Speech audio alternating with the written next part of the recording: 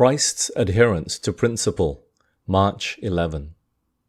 In the volume of the book it is written of me, I delight to do thy will, O my God, yea, thy law is within my heart. Psalms 40, verse 7 and 8. The life of Christ was distinguished from the generality of children. His strength of moral character and his firmness ever led him to be true to his sense of duty and to adhere to the principles of right, from which no motive, however powerful, could move him. Money or pleasure, applause or censure could not purchase or flatter him to consent to a wrong action. He was strong to resist temptation, wise to discern evil, wise to discover evil, and firm to abide faithful to his convictions. The wicked and unprincipled would flatter and portray the pleasures of sinful indulgences, but his strength of principle was strong to resist the suggestions of Satan. His penetration had been cultivated, and he could discern the voice of the tempter.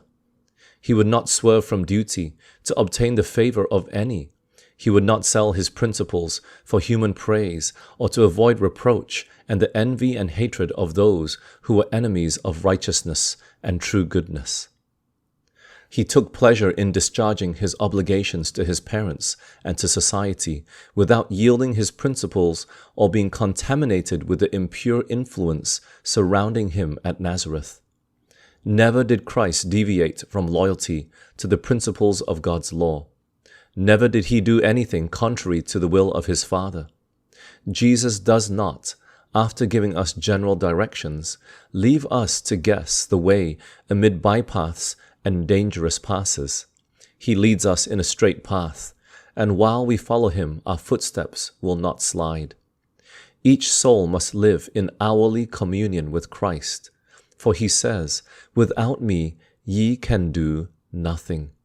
His principles are to be our principles, for these principles are the everlasting truth, proclaimed in righteousness, goodness, mercy, and love. His principles are the only steadfast things our world knows.